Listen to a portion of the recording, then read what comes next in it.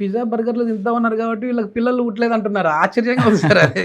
Pizza అంటే ఈ బర్గర్లు మధ్య మైదా ఇది తీసుకోవడం వల్ల అంగస్తంభన సమస్య ఎట్లా వస్తా ఉంది అసలు? అవును. అంటే కొద్దిగా రీసెర్చ్‌లోకి వెళ్తే ఏంటంటే junk foods leads to erectile dysfunction, life style చేంజెస్‌లో అదొక మార్పు. మన ఫిజికల్ యాక్టివిటీతో పాటు మనం తీసుకునే ఆహారంలో కూడా ఇట్లాంటి సమస్యలు వస్తున్నాయని. సో మైదా ఏం చేస్తుంది అంటే బేసికలీ మన షుగర్ లెవెల్స్ని పెంచుతుంది. దాంతో పాటు లాంగ్ టర్మ్లో ఇలా తీసుకోవడం వల్ల వాళ్ళకి హెల్త్ ఇష్యూస్ వస్తాయి.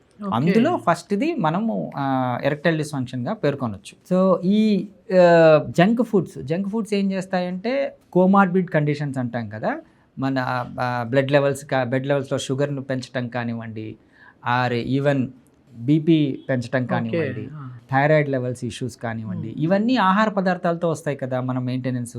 సో ఈ మార్పులు కూడా జరుగుతున్నాయి. ఈ జనరేషన్స్ చూసుకుంటూ పోతే ఫస్ట్ ఏం తినేవాళ్ళు, ఇప్పుడు ఏం తినేవాళ్ళు దానికి కిందకు వస్తే ఇప్పుడు జంక్ ఫుడ్స్ ఎక్కువ అలవాటు పడిపోయి మనము ఈ ఎరెక్టైల్ డిస్ఫంక్షన్ అనేది వస్తుంది. అండ్ ఈ ఫిజికల్ యాక్టివిటీలో మనం అన్నట్టు ఈ ర్యాపిడోస్ కానివ్వండి, అసలు ఫిజికల్ యాక్టివిటీ లేకపోవటం కానివ్వండి, ఈవెన్ ట్యాప్ తిప్పితే వచ్చేస్తున్నాయి వాటర్. ఆ రోజుల్లో మనం మోసేవాళ్ళం బాగా, అదంతా బావి దగ్గరికి వెళ్ళి ఇట్లా తోడుకునే వాళ్ళు సార్ అప్పట్లో. సో ముఖ్యంగా physical activity, food and sleep ఏంటి ఈ రోజుల్లో మనము సోషల్ మీడియా కావచ్చు, వర్క్ షిఫ్ట్లు కావచ్చు, ఇవన్నీ ఏంటంటే మన స్లీప్ సైకిల్ని మన సర్కాడియం రిథమ్ అంటాం. అంటే స్లీపు 6 గంటలకు పండుకొని 6 గంటలు లేసే కల్చర్ పోయింది. నైట్ అవుట్లు చేయటం కానివ్వండి, నైట్ అవుట్ చేయడానికి తినడం కానివ్వండి, షిఫ్ట్లు కానివ్వండి, అండ్ ఈవెన్ ఇంటరాక్షన్స్ కూడా, రిలేషన్షిప్లో ఇంటరాక్షన్స్ కూడా కపుల్స్ ఒకళ్ళేమో మార్నింగ్ షిఫ్ట్ ఉంటారు, ఇంకోళ్ళేమో నైట్ షిఫ్ట్లు ఉంటారు. సో వాళ్ళిద్దరి మధ్య సరిగ్గా కుదరకపోవటం, ఇవన్నీ కూడా ముఖ్యంగా లైఫ్ స్టైల్ యాక్టివిటీస్ అన్నీ కూడా మన ఫిజికల్ హెల్త్ మీదే కాకుండా సెక్షువల్ హెల్త్ మీద కూడా పడుతుంది. సో ఇవన్నీ కరెక్ట్ చేసుకోవాల్సి వస్తుంది. అంటే మామూలుగా మీరు ఇందాక మాట్లాడుతూ కొన్ని ఫిజికల్ యాక్టివిటీస్ చేయడం వల్ల పెల్విక్ రీజన్లో ప్రెజర్ పడి అక్కడ ఎక్సర్సైజ్ లాగా అయిపోతుంది అంటున్నారు కదా. అంటే ఇప్పుడు కొత్తదనానికి ఇప్పుడు వస్తే అది కీగల్ ఎక్సర్సైజ్ అన్నట్టుగా ప్రాచుర్యం పొందుతా ఉంది. అవును. సో ఈ రుబ్బురోలు వేసి మంచిగా ఇట్లా రుబ్బేవాళ్ళు. సో ఇప్పుడు దాన్ని వచ్చేసేసి ఎక్సర్సైజ్ చేయండి అని చెప్పేసి ఆన్లైన్ కోర్సులు కావచ్చు, లేదంటే ఆఫ్లైన్ కోర్సులు కావచ్చు చేస్తా ఉన్నారు. ఇది ఎంత ఇంపార్టెంట్ సార్ మన సెక్స్ లైఫ్కి? సో ఇప్పుడు మీరు కీగల్స్ ఎక్సర్సైజ్ అన్నారు కాబట్టి పెల్విక్ మజిల్ స్ట్రెంథనింగ్ కోసం చేసే ఎక్సర్సైజెస్ అవి. సెక్షువల్ డిస్ఫంక్షన్స్లో మనం కేటగరైజ్ చేసుకుంటే మేల్లో ఈ ఎరెక్టైల్ డిస్ఫంక్షన్ కావచ్చు, అంటే పురుషాంగ స్తంభన లోపాలు కావచ్చు, ప్రిమెచ్యూర్ ఎజాక్యులేషన్ అంటే శీఘ్రస్ఖలనం కావచ్చు, పర్ఫార్మెన్స్ యాంగ్జైటీ, ఇవన్నీ కూడా మనకు అంగానితో పాటు పెల్విక్ మజిల్స్ అంటే పెల్విక్ గడ్డలు ఉంటుంది కదా, మన నడుము మజిల్స్లో ఏవైతే ఉంటాయో వాటి మీద ఇంపాక్ట్ ఉంటుంది. సో ముఖ్యంగా ఈ పెల్విక్ మజిల్స్ స్ట్రెంథనింగ్ చేసుకోవడం వల్ల ప్రిమెచ్యూర్ ఎజాక్యులేషన్ని మనము అవాయిడ్ చేయొచ్చు. అంటే ఈజీగా శీఘ్రస్ఖలనాన్ని మనము హోల్డింగ్ కెపాసిటీ అనేది పోతుంది. అంటే ఒకసారి అంగం స్తంభించిన తర్వాత ఎక్కువసేపు రాపిడికి గురి చేయక ముందే స్ఖలనం అయిపోతూ మనకి అంగస్తంభన రాదు. సో ఈ ప్రిమెచ్యూర్ ఎజాక్యులేషన్ తగ్గించడానికి మనం పెల్విక్ కొన్ని ఎక్సర్సైజెస్ చెప్తాం. సో అవి పాత రోజుల్లో ఏంటి అంటే ప్రతి ఒక్కళ్ళు అది ఎక్సర్సైజ్ సెక్స్ కోసమే అని కాకుండా వాళ్ళ బాడీ మెయింటెనెన్స్ కోసము, వాళ్ళ పనుల కోసం బాగా ఇన్వాల్వ్ అయిపోయి పెల్విక్ స్ట్రెంథనింగ్ ఉండేది. అందుకే నడుము గట్టిగా ఉండేది. ఈవెన్ మనం ఫిమేల్లో చూసుకుంటే ఈజీ బర్త్లు అంటే నార్మల్ డెలివరీలు అయ్యేవి. ఎందుకంటే ఆ పెల్విక్ మజిల్స్ చాలా స్ట్రెంథన్గా ఉండేటివి. ఒక బేబీని ఎక్స్పెల్ చేయడానికి కావాల్సిన స్ట్రెంగ్త్ ఉండేది. ఈ రోజుల్లో సిజేరియన్స్ ఎక్కువ అవటం కానివ్వండి, సెక్షువల్ యాక్టివిటీలో అంత ఇంట్రెస్ట్ చూపించకపోవటం కానివ్వండి, మగవాళ్ళలో ప్రిమెచ్యూర్ ఎజాక్యులేషన్స్ కానివ్వండి, ఇవన్నీ ఫిజికల్ ఎక్సర్సైజ్కి సంబంధించినవి. సో ఈ కీగల్స్ ఎక్సర్సైజెస్ ఏంటంటే మనం ఎక్సర్సైజ్ అంటే మనం ప్రిస్క్రైబ్ చేసి డాక్టర్ వాళ్ళకి ఆల్రెడీ ఫిజికల్గా ఇబ్బంది అయినప్పుడు ఇట్లాంటివి ప్రిస్క్రైబ్ చేయాలి. ఇంట్రడక్షన్లో ఒక మాట చెప్పాను, అంటే భార్య భర్త ఇంటిమేట్ అవ్వాలి అనే దానికి బిఫోర్ వాళ్ళు ప్లాన్ చేసుకుంటా ఉన్నారు. అంటే ఒక 4 రోజుల ముందే ఫలానా రోజు కలుద్దాం, ఈ రోజు కలుద్దాం అని. ఒకప్పుడు ఇట్లా ఉండేది కాదు. అది కూడా కలిసేకి బిఫోర్ వయాగ్రా లాంటివి వాడుతూ ఉన్నారు.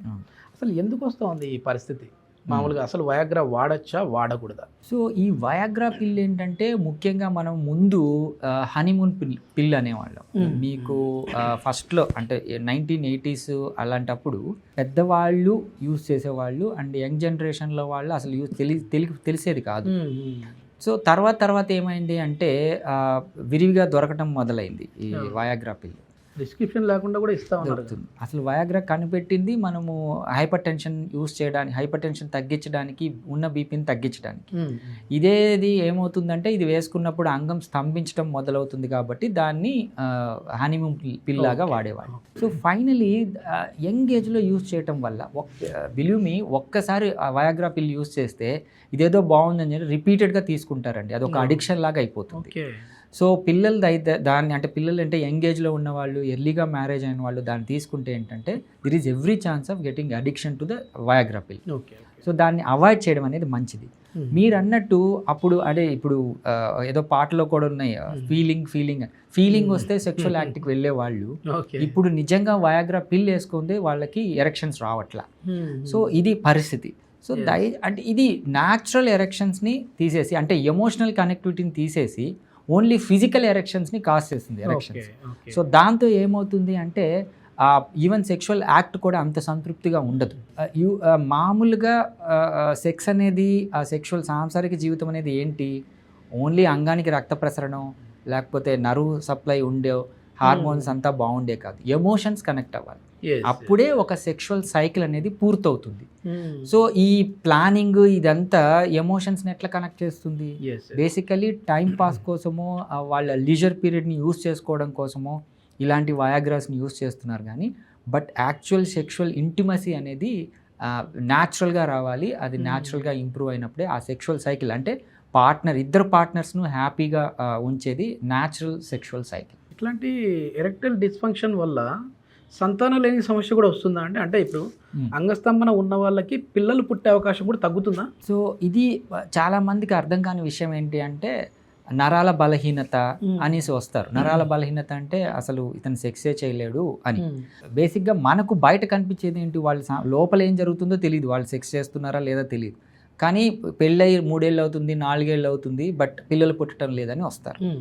సో ఫైనలీ వాళ్ళని ఎంక్వైరీ చేస్తే అసలు నాన్ కాన్జుమేటెడ్ మ్యారేజెస్ అంటాం, అసలు సెక్షువల్ యాక్టివిటీ ఉండదు. కొద్దిగా ఎంక్వైరీ చేస్తే ఏంటంటే పిల్లవాడికి అంగస్తంభన లోపాలు ఉంటాయి. ఇప్పుడు అంగస్తంభన లోపాలు ఉన్నప్పుడు సెక్షువల్ యాక్ట్ ఎలా జరుగుతుంది? సో ఈ వాటెవర్ శుక్రకణాలు ప్రొడ్యూస్ అయినటివి అండాన్ని ఎలా కలుస్తాయి? సో ఇది జరగకపోవడం వల్ల ఇన్ఫర్టిలిటీ అనేది వస్తుంది.